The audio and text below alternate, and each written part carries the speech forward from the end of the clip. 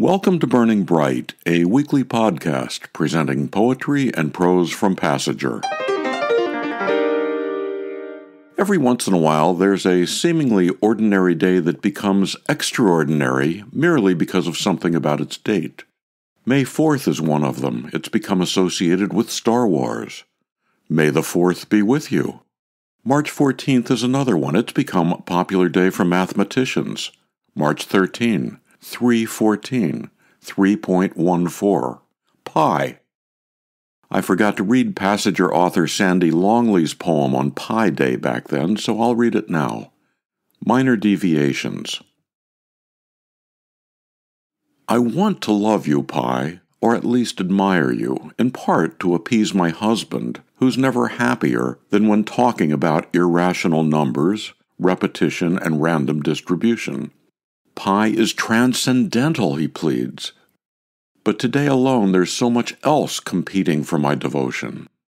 A Carolina wren nesting in a blue shirt pocket drying on the clothesline, singing her descending triplet, tea kettle, tea kettle, tea kettle.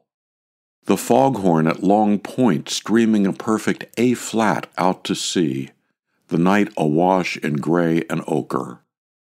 The thought of William Blake, who, at the age of 4, believed he saw the face of God pressed against his window pane. Minor Deviations by Sandy Longley from her book Mother Nest. Minor Deviations started out being about pi, but it ended up being about the things of everyday life. So much of the arts, so much of literature, so much about where most of us live most of the time is not about the exciting or the extraordinary. Most of the time is about the ordinary. Here are a couple more pieces that are about the ordinary, even as they're not. Linda Goodman Robiner said that she wrote this next poem as a response to Louise Erdrich's Advice to Myself. Here's her poem, Notes to Myself.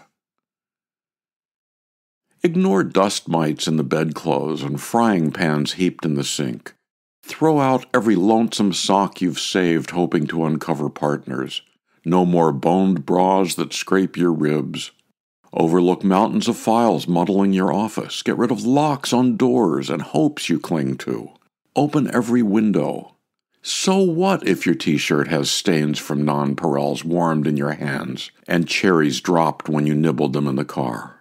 Lose the date book so the hygienist won't plunk that bite wing thing under your tongue, and the gynecologist won't say that line they all memorized the first day of training. You know, scoot down a little.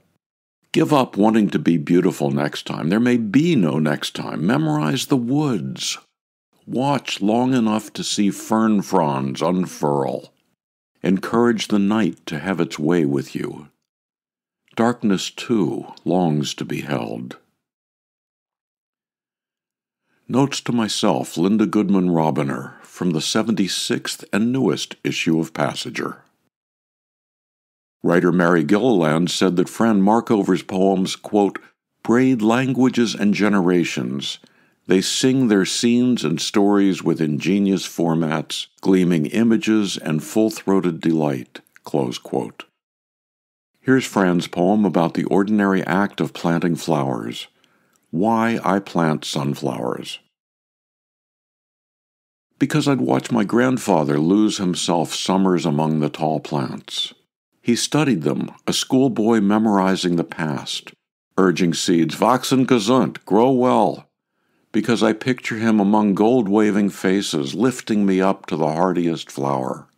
Franzenewski, he'd shout, schöne Mädel. As we twirled, my braids swung like thick ropes.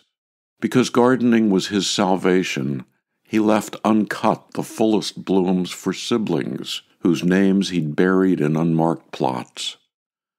Because I imagine how the brothers played hide-and-seek behind sunflowers that lit fields, how the boys severed stems, plucked and cupped seeds, scattered them on a table like gemstones. And the petals, how tightly they held, how soft the letting go. Why I Plant Sunflowers by Fran Markover, from her extraordinary book, Grandfather's Mandolin. To buy Grandfather's Mandolin, or Sandy Longley's extraordinary book Mother Nest, or to subscribe to or learn more about Passager and its commitment to writers over 50, go to PassagerBooks.com. You can download Burning Bright from Spotify, Apple and Google Podcasts, and various other podcast apps. For Kendra, Mary, Christine, Roseanne, and the rest of the Passager staff, I'm John Shore.